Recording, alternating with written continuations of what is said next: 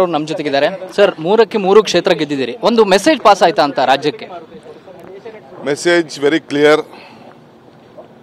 2028ರ ದಿಕ್ಸೂಚಿ ಹೇಳಿದ್ದೀನಿ ಕಾಂಗ್ರೆಸ್ ಆಫೀಸಲ್ಲಿ.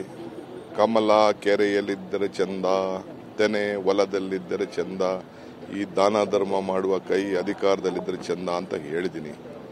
ಯಾರ್ಯಾರಿಗೆ ಏನೇನು ಜಾಗ ಕೊಡಬೇಕು ಕೊಟ್ಟಿದ್ದಾರೆ.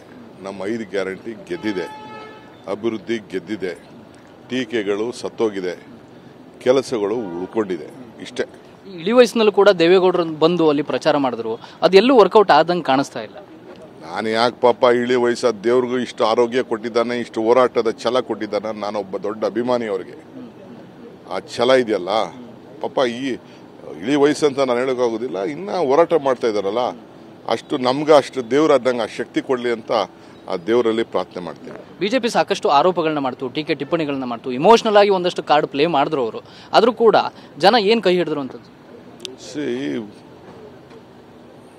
ಜನ ಬದುಕಿಗೆ, ಅವರು ಭಾವನೆಗೆ. ನಾವು ಬದುಕಿನ ಬಗ್ಗೆ ಚಿಂತೆ ಮಾಡ್ತಾ ಇದ್ದಾರೆ, ಅವರು ಭಾವನೆ, ಭಕ್ತಿ, ದೇವರು ಅಂತ ಹೇಳ್ತಾರೆ. ಅವರು ಅಭಿವೃದ್ಧಿಗೆ ಹೋಗ್ತಾ ಇಲ್ಲ. ಈಗ ಕೌಂಟ್ ಡೌನ್ ಬಗ್ಗೆ ಎಲ್ಲ ಮಾತಾಡ್ತಾ ಇದ್ರಲ್ಲ, ಅದಕ್ಕೆಲ್ಲ ಉತ್ತರ ಕೊಟ್ಟಂಗಾಯ್ತಾ? ಸರ್ಕಾರ ಎಷ್ಟು ದಿನಕ್ಕೆ ಬೆಳೆಯುತ್ತೆ, ಮುಖ್ಯಮಂತ್ರಿಗಳು ಇಳಿತಾರೆ, ಈ ತರದ ಟೀಕೆಗಳಿಗೆ ನೀವು ಕುಮಾರಸ್ವಾಮಿ ಕೇಳಬೇಕು. ಹೇಳ್ದವ್ರು ಏನು ಹೇಳೋ ಗೌರ್ಮೆಂಟ್ ಬಗ್ಗೆ ಅವ್ರು ನೋಡಿ ಕೇಳಬೇಕು. ನೀವು ದಯವಿಟ್ಟು ಸುಮ್ಮನೆ ಅವ್ನು ಕೇಳದೆ ನನ್ನ ಈ ಪ್ರಶ್ನೆ ಕೇಳಬೇಡಿ. ಇದಿಷ್ಟು ಡಿಸಿಎಂ ಡಿ ಕೆ ಶಿವಕುಮಾರ್ ಅವರ ಮಾತು. ಕ್ಯಾಮರಾ ಪರ್ಸನ್ ಸಂದೇಶ್ ಜೊತೆ ಪ್ರಸನ್ನ ಗಾಂವ್ಕರ್, TV9 ಬೆಂಗಳೂರು.